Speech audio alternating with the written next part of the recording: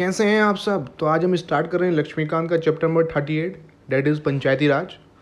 So here we go. So जो term है पंचायती राज in India signifies the system of rural local self government, क्योंकि जो हमारा municipality है वो urban local self government signify करता है। It has been establish in all the states of India by act of the state legislature to build democracy at the grass root level. It is interested with rural development, और ये constitution के अंदर 73rd constitution amendment act था 1992, उसके द्वारा add किया गया था। अब देख लेते हैं जो भी वेरियस इवोल्यूशन इसका है थ्रू कमेटीज़। तो फर्स्ट है बलवंत राय मेहता कमेटी। तो जनवरी 1957 के अंदर गवर्नमेंट ऑफ इंडिया ने एक कमेटी अपॉइंट की थी कि जिससे वो एग्जामिन कर सके किन की working of community development programme CWP and national extension service 1953 and to suggest measure for their better working. तो जो बेसिकली जो एक कमेटी अपॉइंट की गई थी गवर्नमेंट ऑफ इंडिया ने जनवरी 1957 में, कि वो दो प्रोग्राम्स को एग्जामिन करने के लिए थी। First community development programme, second national extension service, और मेजर्स को सजेस्ट करना था इनकी बेटर वर्किंग के लिए। और इसकी जो कमेटी के चेयरमैन थे वो बलवंत राय जी मेहता थे। और कमेटी ने अपनी रिपोर्ट जो सबमिट करी वो नवंबर 1957 के अंदर सबमिट करी और recommended the establishment of a scheme of democratic decentralisation, जिसे अल्टीमेटली हम पंचायती राज बोलते हैं। अब स्पेसिफिक जो रिकमेंडेशन है वो देख लेते हैं। फर्स्ट है establishment of 3 tyre Panchayati Raj system, कि ग्राम पंचायत विलेज लेवल के अंदर, पंचायत समिति ब्लॉक लेवल के अंदर, और जिला परिषद डिस्ट्रिक्ट लेवल के अंदर। और ये सिस्टम जो 3 टायर का था वो ओरिजिनली लिंक था through a device of indirect election. जो विलेज पंचायत है शुड बी कॉन्स्टिट्यूटेड, उसे डायरेक्ट इलेक्शन के थ्रू, मतलब डायरेक्ट इलेक्टेड रिप्रेजेंटेटिव होंगे उसके अंदर। वेयर है जो पंचायत समिति और जो जिला परिषद है should be constituted with indirectly elected members. Means यहाँ पे विलेज, यहाँ पे हमारी पंचायत समिति, यहाँ पे हमारा जिला परिषद। तो ये जो बिलो लेवल का है ये होगा डायरेक्टली इलेक्टेड, और जो अबव 2 है वो इनडायरेक्टली इलेक्टेड। तो आपको पूरा ही क्लियर हो जाना चाहिए। थर्ड पॉइंट है कि जो all planning and development activities should be interested to these bodies. जो 3 बॉडी बनाई हैं जो सभी प्लानिंग की और डेवलपमेंट की एक्टिविटीज़ हैं वो इनको ही दी जानी चाहिए। फोर्थ इसकी जो रिकमेंडेशन थी कि जो पंचायत समिति है should be the executive body, while the zila परिषद should be the advisory coordinating and supervisory body.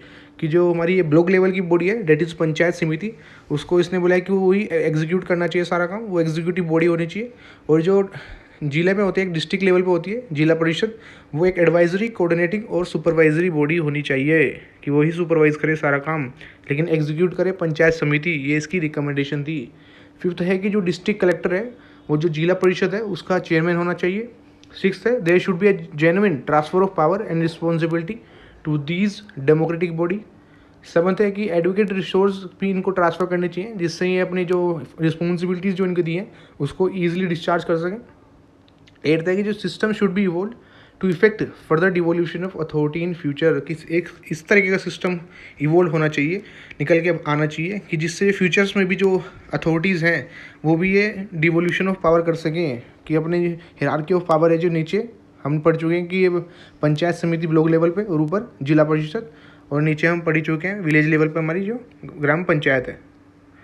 और आपको ये पूरे ही फ्रॉम 1 to 8 क्लियर हो गए होंगे।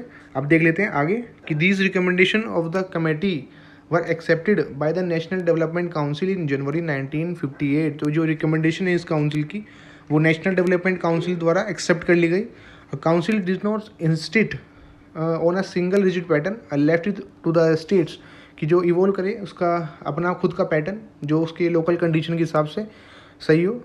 बट द जो बेसिक प्रिंसिपल्स है और ब्रॉड फंडामेंटल है should be identical through out the country.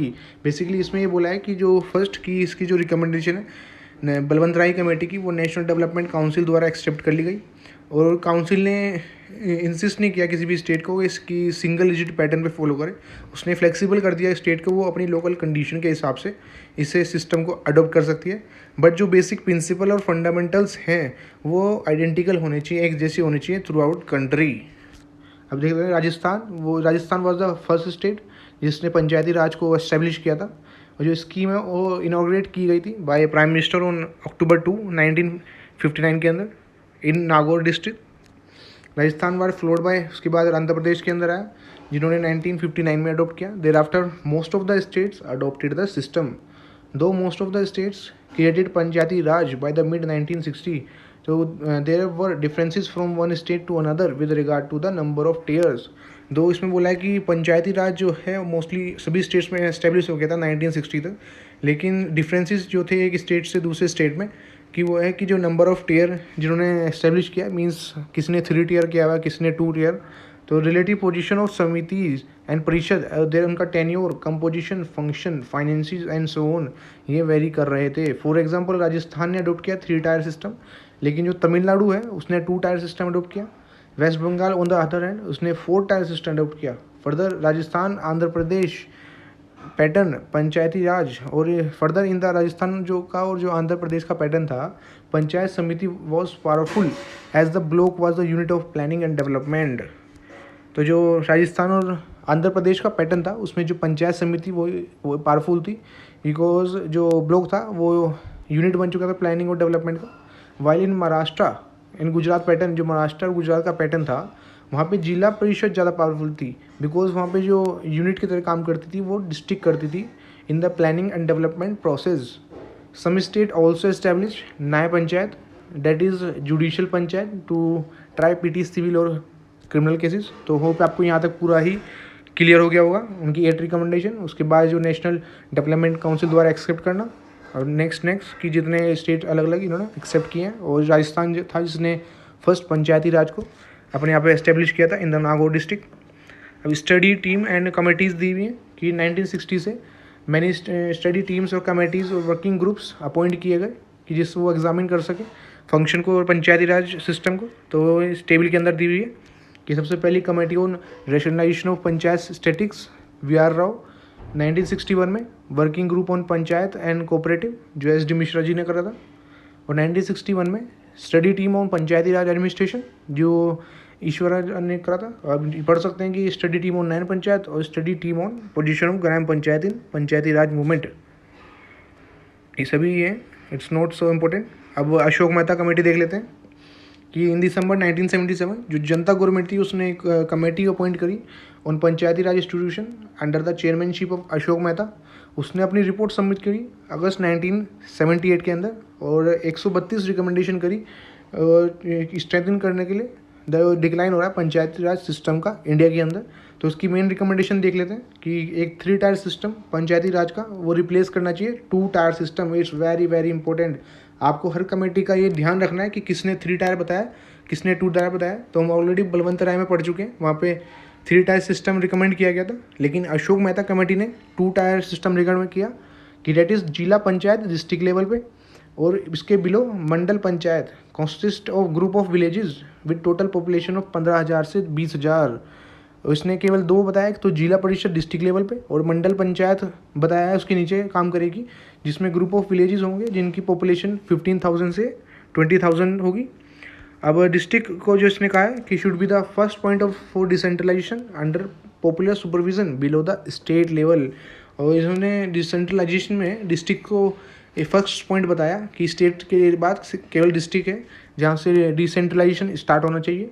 और जिला परिषद को एग्जीक्यूटिव बॉडी रिकमेंड किया बनाने के लिए, और made responsible for planning at the district level. और नेक्स्ट पॉइंट में 4th में इन्होंने कहा कि there should be an official participation political parties का at all level of panchayat election, also very important कि सभी लेवल्स पे जो पंचायत के हैं उसमें पॉलिटिकल पार्टीज़ का भी ऑफिशियल पार्टिसिपेशन होना चाहिए। 5th है कि जो पंचायती राज इंस्टीट्यूशन है should have compulsory power of taxation, कि जिससे वो अपने फाइनेंशियल रिसोर्सेज को मोबिलाइज कर सके। 6th है there should be a regular social audit by a district level agency के द्वारा, ये बाय कमेटी के द्वारा of legislator to check whether the fund allocated for the vulnerable social economic groups are actually spend on them. Social audit भी बताया bye कोई भी district level agency से या कमेटी के द्वारा, जिससे वो चेक कर सके कि जो फंड अलॉट हुए हैं इन वनरेबल सोशल इकोनॉमिक ग्रुप्स को वो एक्चुअली उन पर खर्च हो भी रहे हैं या नहीं। 7th जो स्टेट गवर्नमेंट है वो should not supersede the Panchayati Raj institution को सुपरसीड नहीं करेगी।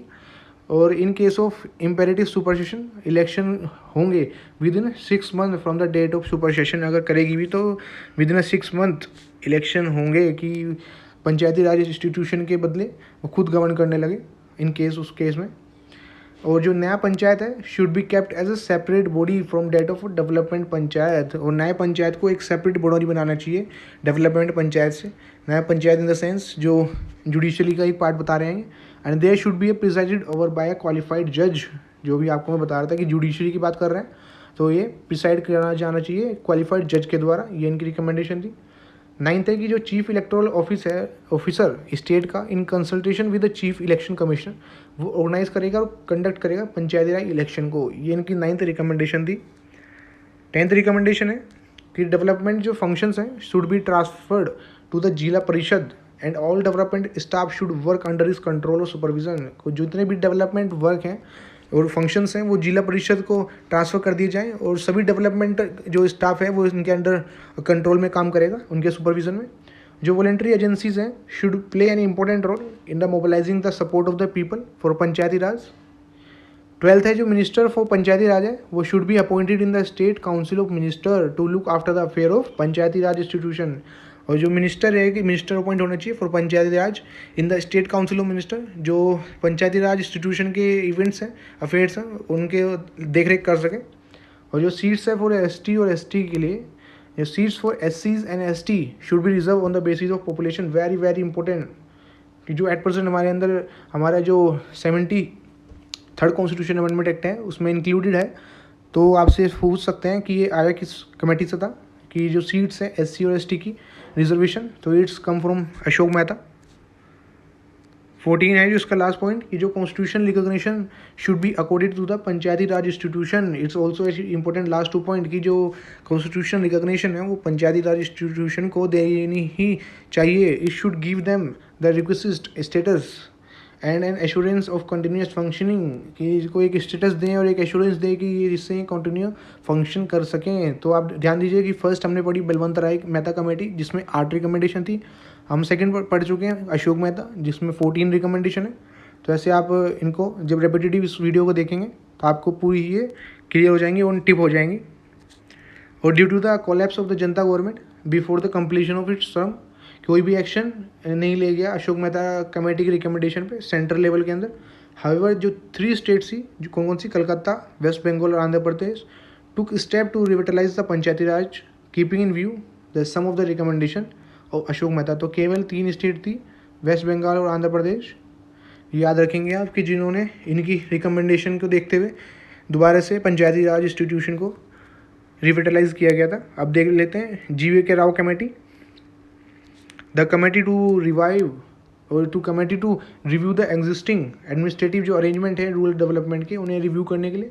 और जो पॉवर्टी एलिवेशन प्रोग्राम्स है under the chairmanship of GV के राव वो अपॉइंट की गई by the planning commission in 1985। और जो कमेटी उस कंक्लूजन पर आई कि जो डेवलपमेंट प्रोसेस है वो ग्रेजुअली ब्यूरोक्रेटाइज हो चुका है, ऑफिसर्स के हाथों में चला गया and divorce from the Panchayati Raj institution से हटके वो एक इस ऑफिसर्स की तरफ जा रहा है कि ऑफिसर्स उसको मेंटेन कर रहे हैं, ब्यूरोक्रेटाइज हो रहा है। This phenomena of bureaucratisation of development administration as against the democratisation weakened the Panchayati Raj institution resulting in what is amply called as grass without root. इसको इन्होंने बोला है कि जब ये ब्यूरोक्रेटाइजेशन हो रहा है ना कि जो हम चाह रहे थे कि इसमें पार्टिसिपेशन हो तो इसे ग्रास विदाउट रूट बोला है। अब हैंस जो कमेटी है उसने रिकमेंडेशन दे दी जिससे स्ट्रेंथ हो जाए, रिविटलाइज हो जाए दोबारा, जिसका डाइनिंग कॉरिडोर हो रहा है जो हमारे पंचायती राज सिस्टम का, उसके लिए रिकमेंडेशन दी। तो देख लेते हैं कि डिस्ट्रिक्ट लेवल पे इन्होंने पंचायत जिला परिषद को रिकमेंड किया should be the pivotal importance in the scheme of democratic decentralisation.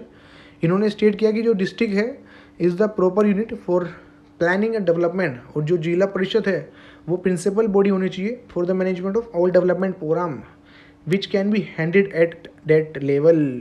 तो ये क्लियर हो गया कि डिस्ट्रिक्ट लेवल पे जो जिला परिषद है उसे इम्पोर्टेंस दी कि वही एक इम्पोर्टेंस है, pivotal importance in the scheme of democratic decentralisation इन्होंने बोला कि जो डिस्ट्रिक्ट है वो प्रॉपर यूनिट है प्लानिंग और डेवलपमेंट की, इसलिए जो जिला परिषद है वो ही प्रिंसिपल बॉडी होनी चाहिए सभी जो डेवलपमेंट प्रोग्राम है उनको मैनेज करने के लिए। अब सेकंड पॉइंट देख लेते हैं कि जो पंचायती राज इंस्टीट्यूशन है at the district and lower level should be assign an important role with respect to planning implementation and monitoring of rural development programme. और जो पंचायती राज इंस्टीट्यूशन है डिस्ट्रिक्ट और लोअर लेवल पे उन्हें असाइन करना चाहिए important role with respect to planning implementation और monitoring किसकी रिगार्डिंग रूरल डेवलपमेंट प्रोग्राम्स जितने भी हैं।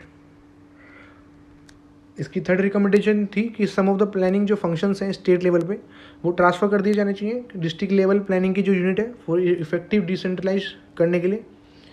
और a post of district development commissioner create की जानी चाहिए, वो एक्ट करेगा as a chief executive officer zila parishad का और इंचार्ज होगा सभी डेवलपमेंट जो डिपार्टमेंट्स हैं डिस्ट्रिक्ट में उनका।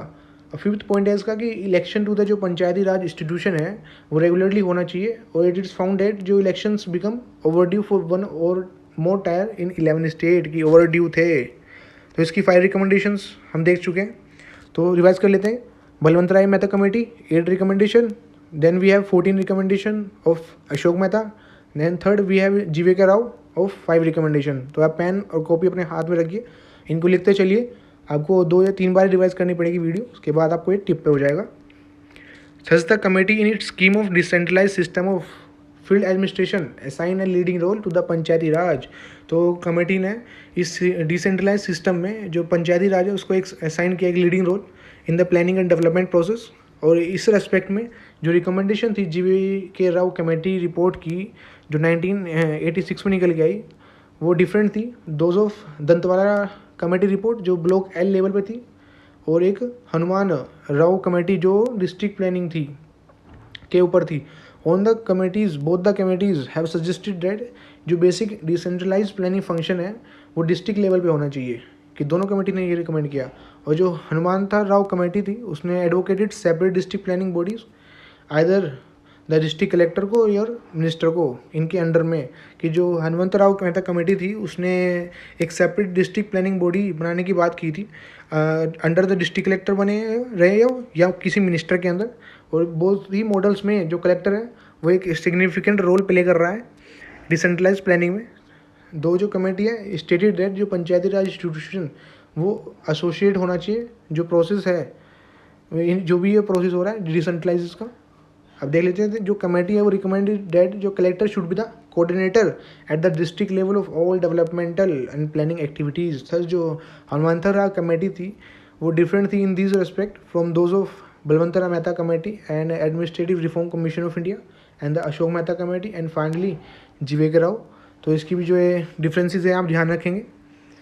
और इन विच जो recommended reduction in development process district collector की which assign a major role to the Panchayati Raj in the development administration. इसमें यही है कि जो हमने ऊपर जो कमिटीज़ पढ़ी हैं उसमें जो डिस्ट्रिक्ट कलेक्टर उसका काम रिड्यूस करने की बात की है, लेकिन जो हनुमंत राव मेहता कमेटी है इसने डिस्ट्रिक्ट कलेक्टर को एक इम्पोर्टेंट रोल देने की बात की है। बिकॉज हम ऊपर पढ़ चुके हैं अभी भी यहाँ कि एक डिस्ट्रिक्ट प्लानिंग इसने बोला है कि एक डिस्ट्रिक्ट प्लानिंग बॉडीज़ भी बनानी जानी चाहिए अंडर द डिस्ट्रिक्ट कलेक्टर और अ मिनिस्टर। और बोथ इन मॉडल्स में जो कलेक्टर है वो एक सिग्निफिकेंट रोल प्ले कर रहा है इन डिसेंट्रलाइज पोजीशन। अब देख लेते हैं एलएम सिंघवी कमेटी कि इन 1986 में अंदर जो राजीव गांधी गवर्नमेंट थी उसने अपॉइंट करी एक कमेटी की जो प्रिपेयर करे concept paper on revitalisation of Panchayati Raj institution for democracy development under the chairmanship of LM Singhvi. उनकी रिकमेंडेशन देख लेते हैं कि जो पंचायती राज इंस्टीट्यूशन है वो उसे कॉन्स्टिट्यूशनल रिकग्निशन मिल जानी चाहिए जो प्रोटेक्टेड हो और प्रिजर्व हो। और इस पर्पज़ के लिए एक नया चैप्टर कॉन्स्टिट्यूशन के अंदर ऐड होना चाहिए। और इससे इसकी जो आइडेंटिटी है इंटीग्रिटी है वो रीजनेबल और सब्सटेंशियली इन्वोलेट हो जाएगी, मतलब इससे इसकी आइडेंटिटी डेवलप हो जाएगी जब ये कॉन्स्टिट्यूशन के अंदर ऐड हो जाएगा। It also suggest constitutional provisions to ensure regular free और फेयर इलेक्शन पंचायती राज बॉडीज़ के लिए, कि इलेक्शन का प्रोविज़न भी हमारे कॉन्स्टिट्यूशन के अंदर इसका हो जाना चाहिए। और एक नया पंचायत भी इस्टेब्लिश करनी चाहिए for the cluster of villages, कि बहुत सारे ग्रुप ऑफ विलेजेस का एक नया पंचायत हो जाना चाहिए, वो रिकमेंड किया इसने। और जो विलेज है should be reorganise to make gram panchayat more viable. इसने ऑल्सो एम्फोसाइज किया है जो ग्राम सभा की इंपॉर्टेंस है उसको कहा इसने एक एम्बोडिमेंट ऑफ डायरेक्ट डेमोक्रेसी। डायरेक्टली पूछा जा सकता है आपको कि किस कमेटी ने कहा था, तो आप ध्यान रखेंगे एलएम सिंघवी। और जो विलेज पंचायत है उसे ज़्यादा फाइनेंशियल रिसोर्सेज प्रोवाइड करनी चाहिए। और जो जुडिशल ट्रिब्यूनल्स है वो एस्टेब्लिश करना चाहिए हर स्टेट के अंदर, जो डिसीजन सोल्व कर सके to adjudicate controversies about the election to the Panchayati Raj institution, उनका डिसोल्यूशन और कोई भी मैटर जो उसके सामने रखा जाए रिगार्डिंग उनके फंक्शनिंग के। तो आपको ये भी क्लियर हो गई होगी। अब देखते हैं तुंगन कमेटी कि 1988 में एक समय committee of the consultative committee जो पार्लियामेंट की थी कॉन्स्टिट्यूट की गई under the chairmanship of PK. Thungon to examine the political and administrative structure in the district for the purpose of district planning। और इस कमेटी ने सजेस्ट किया for strengthening the Panchayati Raj system जो है हमारा। और उसने कौन कौन सी रिकमेंडेशन की, फर्स्ट देख लेते हैं कि यह panchayati raj body should be constitutionally recognise, जो हमारी एलएम सिंघवी ने भी बोला था, इसने भी बोला है कि इसे कॉन्स्टिट्यूशन रिकॉग्निशन मिलना चाहिए। और एक 3 टायर का सिस्टम होना चाहिए पंचायती राज का, जिसमें पंचायत हो, विलेज, ब्लॉक और डिस्ट्रिक्ट लेवल पर। जिला परिषद को एक इम्पोर्टेंट पंचायती राज की एक private body of the panchayat system, और वो एक्ट करनी चाहिए एज अ प्लानिंग और डेवलपमेंट एजेंसी डिस्ट्रिक्ट के अंदर, जो ऊपर भी हम और कमेटीज में पढ़ चुके हैं। जो पंचायती राज बॉडीज़ हैं उसका एक फिक्स टेन्योर होना चाहिए 5 साल का, वेरी इंपॉर्टेंट, ये यहाँ से स्टार्ट हुआ है। और मैक्सिमम पीरियड ऑफ जो सुपरसेशन है बॉडी का वो 6 मंथ होना चाहिए कि वो काम न करे, उसकी जगह उसका जो काम है वो स्टेट गवर्नमेंट कर रही है। ये जो प्लानिंग और कोऑर्डिनेशन कमेटी है वो सेटअप करनी चाहिए स्टेट लेवल में under the chairmanship of minister for planning. और एक प्रेसिडेंट ऑफ जो जिला परिषद है should B its member. Detail list बना होनी चाहिए ऑफ सब्जेक्ट की जो पंचायती राज के अंदर आ जाएंगे वो बनानी चाहिए और कॉन्स्टिट्यूशन के अंदर इनकॉर्पोरेट कर देनी चाहिए। A detailed list of subjects for Panchayati Raj should be prepared and incorporated in the constitution। 8th है कि रिजर्वेशन होना चाहिए सीट्स का सभी 3 टायर में on the basis of population. There should be also reservation for women, very very important. ये first committee थी जिसने रिजर्वेशन ऑफ वुमेन की बात करी, तो ध्यान रखेंगे आप, इसे अपनी बुक में हाईलाइट कर सकते हैं। और 9th इसने पॉइंट बोला कि एक स्टेट फाइनेंस कमीशन भी सेटअप करनी चाहिए हर स्टेट के अंदर। It would lay down the criteria and guidelines कि जो फाइनेंस हमारे पास जो पंचायती राज इंस्टीट्यूशन है उसके पास आएंगे तो उसका डिवोल्यूशन कैसे होगा उसे देखते हुए। 10th जो डिस्ट्रिक्ट कलेक्टर हैं वो चीफ एग्जीक्यूटिव ऑफिसर होने चाहिए जिला परिषद के।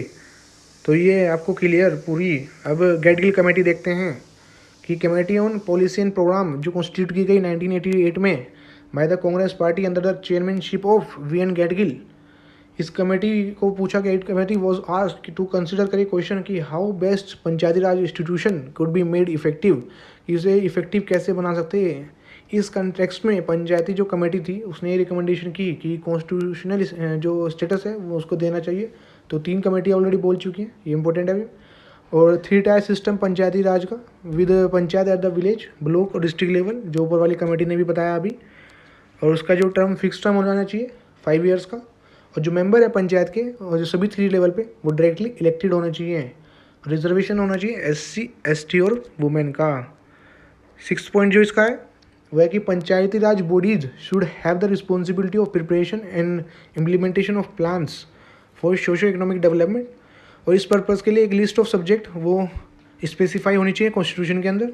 7th है कि जो पंचायती राज बॉडी है वो एम्पावर होनी चाहिए to levy, collect and appropriate taxes and duties, जो आगे हमारे ऐड भी किया है हमारे 73rd कॉन्स्टिट्यूशन अमेंडमेंट एक्ट में। और एस्टेब्लिशमेंट एक स्टेट फाइनेंस कमीशन का फॉर जो एलोकेशन फाइनेंस की जो पंचायत को दी गई है। एस्टेब्लिशमेंट स्टेट इलेक्शन कमीशन का for the conduction of election to the panchayat. और जो अबव रिकमेंडेशन है गैडगिल कमेटी की become the basis for drafting an amendment bill aim at conferring the constitution status and protection to the Panchayati Raj institution. तो guys हमारी सारी committee यहाँ पर ख़त्म हो जाती हैं। तो आप इसको एक बार दोबारा रिवाइज कीजिए, आपको पूरा ही क्रिस्टल क्लियर एक एक पॉइंट क्लियर करा चुका हूँ मैं। अब देखते हैं जो कॉन्स्टिट्यूशनलाइजेशन हुआ था। फर्स्ट इसमें राजीव गांधी गवर्नमेंट आई कि जो राजीव गांधी गवर्नमेंट है उसने इंट्रोड्यूस किया 64th constitutional amendment bill Lok Sabha के अंदर इन जुलाई 1989, जिससे पंचायती राज इंस्टीट्यूशन जो कॉन्स्टिट्यूशनलाइज हो चुके। और make them more powerful and broad based. तो इसमें बेसिकली यही बोला है कि राजीव गांधी जी की जो गवर्नमेंट है उन्होंने 64th अमेंडमेंट बिल लाए जिससे ये पंचायती राज इंस्टीट्यूशन को हमारे संविधान में ऐड किया जा सके और उससे ज़्यादा पावरफुल और ब्रॉड बना सके। ऑल्दो लेकिन जो लोकसभा ने इस बिल को पास कर दिया लेकिन राज्यसभा ने इस बिल को पास नहीं किया और ये the bill was vehemently opposed by the opposition on the ground that कि ये सेंट्रलाइजेशन को स्ट्रेंथ करेगा इन द फेडरल सिस्टम। अब वीपी सिंह की गवर्नमेंट आई कि जो नेशनल फ्रंट गवर्नमेंट थी after assuming office in the November 1989 के अंडर द चेयर जो प्राइम मिनिस्टर थे वीपी सिंह, इन्होंने अनाउंस किया कि it would take step to strengthen the Panchayati Raj institution. और इन जून 1990 में कि 2 दिन की कॉन्फ्रेंस हुई और द स्टेट सीएम के अंदर the chairmanship of VP Singh was held to discuss the issue relating to the strengthening of panchayati raj bodies. और जो कॉन्फ्रेंस थी उसने अप्रूव किया proposal for the introduction of a fresh constitutional amendment bill. Consecutively एक constitutional amendment जो bill था वो introduce हुआ लोकसभा के अंदर इन सितंबर 1990। However the fall of government resulted in the lapse of the bill. अब जो नरसिम्हा गवर्नमेंट थी फाइनली इन्होंने क्या किया था कि जो कांग्रेस गवर्नमेंट थी under the prime minister of P V Narasimha Rao once again consider the matter of the जो कॉन्स्टिट्यूशनलाइजेशन का कॉन्सेप्ट था उसको मैटर को अपने अंडर लाए और पंचायती राज बॉडीज़ का। It drastically modified the proposal in this regard to delete the controversial aspects और introduce the constitutional amendment bill in the Lok Sabha in September 1991। तो इनमें जो भी इसके जो कंट्रोवर्शियल एस्पेक्ट थे वो सारे डिलीट कर दिए और उसको इंट्रोड्यूस किया बिल को लोकसभा के अंदर इन सितंबर 1991 में। और ये फाइनली इमर्ज हो के आया as a 73rd constitutional amendment act of 1992 जो फोर्स में आ गया था एक साल बाद 1993 में 24 अप्रैल। अब देखते हैं 73rd अमेंडमेंट एक्ट ऑफ 1992। इसकी सिग्निफिकेंस देख लेते हैं कि जो एक्ट है वो एडिट किया गया by part 9 to the constitution of India. इसने टाइटल किया जो पार्ट था उसका नाम था पंचायत और उसने आर्टिकल्स थे इसमें 243 से 243 हो। इन एडिशन एक नया शेड्यूल 11 शेड्यूल ऐड किया गया।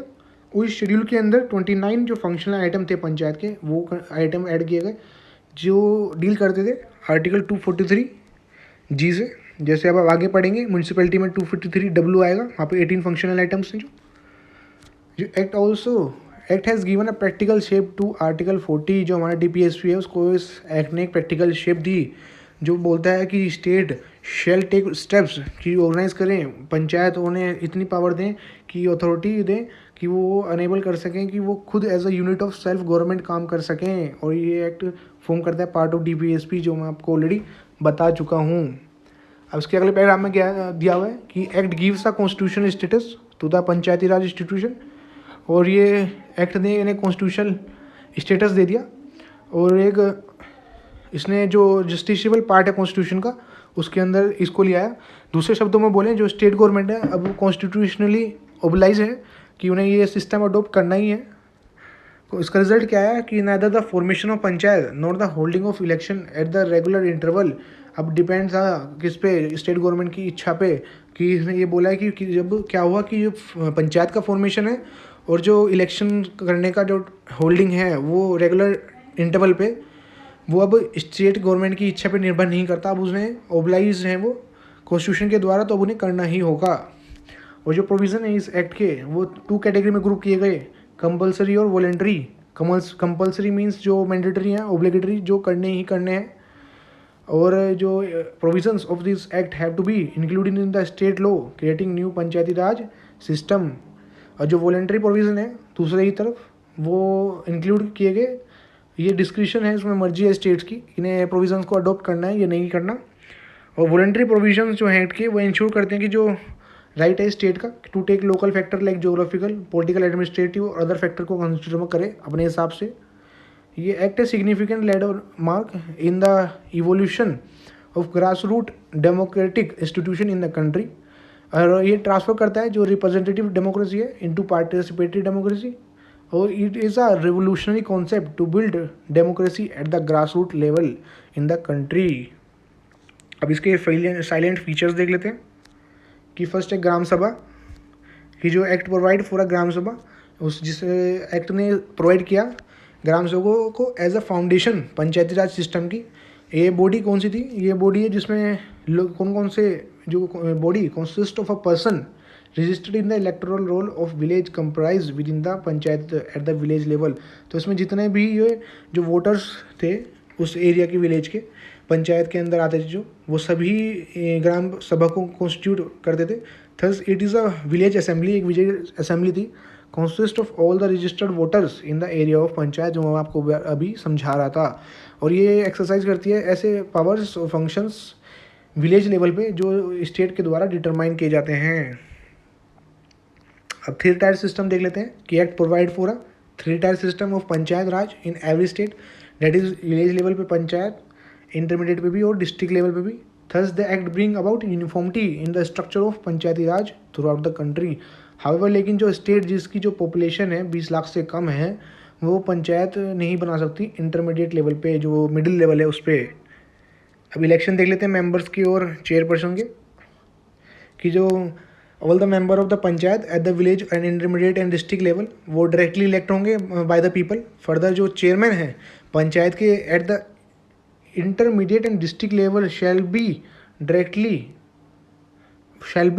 Elected indirectly by and from amongst the elected member thereof. तो ये क्लियर हो गया कि जो पंचायत के जो मेंबर्स हैं, यहाँ पे बात हो रही है मेंबर्स की, वो तो इलेक्ट होंगे डायरेक्टली बाय द पीपल, लेकिन जो चेयरमैन है किस लेवल पे, इंटरमीडिएट मिडिल है और डिस्ट्रिक्ट उसके टॉप का, उस लेवल पे, अभी विलेज की बात नहीं कर रहे हैं हम, इन दोनों की बात कर रहे हैं, वो इनडायरेक्टली इलेक्ट होंगे फ्रॉम द जो इलेक्टेड मेंबर्स हैं उनसे। हाउएवर जो मेंबर्स बने हैं ऑलरेडी इलेक्टेड, उनमें से चेयरमैन बनेगा और वो इनडायरेक्टली इलेक्टेड बोला जाएगा इन 2 लेवल पे, डिस्ट्रिक्ट पे और इंटरमीडिएट पे।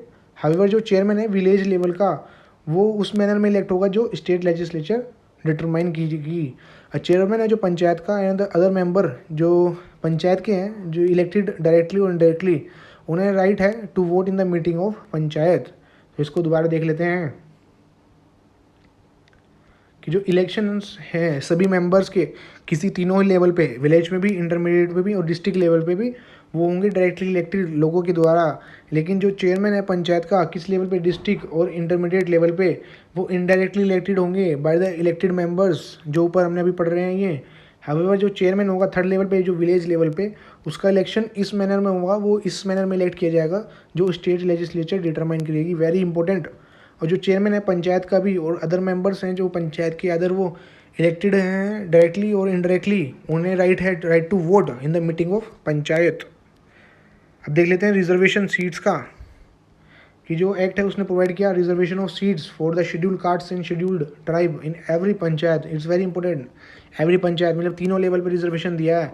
किस में, in the proportion of the population to the total population in the panchayat, की जो उनकी पॉपुलेशन होगी, पॉपुलेशन ऑफ SC या ST टू द जो टोटल पॉपुलेशन है उस एरिया की, पंचायती एरिया की, उस रेशो में। फर्दर जो स्टेट लेजिस्लेचर है वो प्रोवाइड करती है for the reservation of office of chairperson in the panchayat at the village और any other level for SC and ST। तो इसमें बेसिकली लास्ट पॉइंट बहुत इंपॉर्टेंट है कि जो ऑफिस ऑफ चेयरपर्सन का है, रिजर्वेशन वो कौन बताता है, वो स्टेट लेजिस्लेचर प्रोवाइड करती है विलेज और दूसरे लेवल पे भी, SC और ST के लिए। नेक्स्ट प्रोवाइड में दिया हुआ है कि act provide for the reservation of not less than 1/3 of the total number of seats for women, जिसमें इंक्लूड होती हैं जो वुमेन होती हैं SC और ST की भी, ये 1/3 से कम नहीं, 1/3 से कम नहीं। और further not less than 1/3 of total number of officers या offices of chairperson in the panchayat at each level should be reserve for women. Very important कि फर्स्ट इसने बोला कि 1/3 से ज़्यादा में एटलीस्ट 1/3 तो होना चाहिए जो टोटल नंबर ऑफ सीट्स हैं वुमेन के लिए, इंक्लूडिंग जो नंबर ऑफ सीट जो वुमेन के लिए रिजर्व है बिलोंगिंग टू SC और ST होनी चाहिए एज अ मेंबर। और नीचे जो है कि चेयरपर्सन के लिए दिया हुआ है कि वहाँ पे भी नॉट लेस देन 1/3 होना चाहिए रिजर्व हर 3 लेवल्स पे। अब देख लेते हैं जो act also authorise the legislature of a state to make any provision for the reservation of seat in any panchayat और office of chairperson in the panchayat at any level in favour of backward classes. Very important कि जो act ने जो legislature है state का, उसे ये भी ऑथराइज किया है कि वो रिजर्वेशन कर सकता है पंचायत का किसी भी लेवल पे या किसी भी ऑफिस में ऑफ चेयरपर्सन, किसके regarding, in the favour of backward classes. Because अभी ऊपर हम SC और ST पढ़ रहे थे, यहाँ पे बैकवर्ड क्लासेस भी आ गई हैं जो अदर बैकवर्ड क्लासेस OBCs होती हैं। अब देख लेते हैं जो रिजर्वेशन है सीट्स का एज वेल एज जो रिजर्वेशन है ऑफिस का चेयरपर्सन का in the panchayat for the schedule caste and schedule tribe shall cease to have effect after expiration of period of जो 334 आर्टिकल में मेंशन है उसके लिए ही ये रिजर्वेशन है जो मेंबर्स का और चेयरपर्सन का। तो वो प्रेजेंटली 70 ईयर है, डेट इज टिल 2020। और it must be noted here that जो अबव प्रोविजंस हैं relating to the reservation of seat in the panchayat both members के लिए और चेयरपर्सन के लिए फॉर द शेड्यूल कास्ट वो एप्लीकेबल नहीं है in the state of Arunachal Pradesh. Very important कि ये जो ऊपर प्रोविज़न है ये अरुणाचल प्रदेश स्टेट के लिए मेंशन नहीं है। इसका रीज़न क्या है कि the state is inhabited fully by indigenous tribal people और वहाँ पे कोई भी शेड्यूल कास्ट नहीं है। ये प्रोविज़न ऐड हुआ था 83rd constitution amendment act of 2000 से। अब ड्यूरेशन देख लेते हैं पंचायत का act provide for a 5 year term of panchayat. ये ऑफिस के लिए जो दी हुई है पंचायत के हर लेवल पे, ये नहीं है कि विलेज का अलग होगा, इंटरमीडिएट का अलग होगा और ऊपर जिले का अलग होगा, नहीं, तीनों ही लेवल पर जो टेन्योर है 5 ईयर है। हाउएवर उसे डिज़ोल्व भी कर सकते हैं उसके टर्म से पहले, और अगर वो मतलब डिज़ोल्व हो जाती है अपने टर्म से पहले ही तो fresh election to constitute a panchayat shall be completed before the expiration of the duration of 5 year. और 5 साल का टेन्योर ख़त्म होने से पहले ही फ्रेश इलेक्शन हो जाने चाहिए। और डिसोल्यूशन अगर हो जाता है before the expiration of 6 month from the date of dissolution, अगर इन केस ऑफ डिसोल्यूशन के केस में अगर एक्सपायरेशन हुआ है, आज डिसोल्व हुई है, तो इसकी विद इन 6 मंथ इलेक्शन हो जाने चाहिए। बट जहाँ पे जो रिमेनिंग पीरियड था वो लेस देन 6 मंथ हो तो वहाँ पे ज़रूरत नहीं है इलेक्शन कराने की। फॉर एग्जांपल कि टोटल टेन्योर 5 ईयर्स है और जो डिसोल्व हो चुकी है 4.5 साल में ही हो गई है, तो अभी 6 साल बचे हैं या उससे ज़्यादा तो इलेक्शन कराएंगे। लेकिन अगर अभी 4 साल या 7 या 8 महीने हो चुके हैं या 4 और 3 महीने ही बचे हैं फुल टर्म पूरा होने में, तो अब यहाँ पे इलेक्शन नहीं कराए जाएंगे। होप आपको पूरा ही ये क्लियर हो जाना चाहिए। And if you have any doubt you can ask me in the comment section. अब देखते हैं कि जो मोरेवर जो पंचायत कॉन्स्टिट्यूट होती है डिसोल्यूशन पे of the panchayat before the expiration of duration, वो कंटिन्यू करती है केवल रिमाइंडर पीरियड के लिए, कि ये नहीं कि फुल टाइम एंजॉय करेगी, कि वो उस टाइम के लिए एंजॉय करेगी। Shall continue only for the reminder of the period for which जो डिसोल्व पंचायत है वो कंटिन्यू करती है अगर वो डिसोल्व ना होती। दूसरे शब्दों में बोलें कि जो पंचायत रिकॉन्स्टिट्यूट हुई after premature dissolution does not enjoy full period of 5 years but remain in the office only for the remainder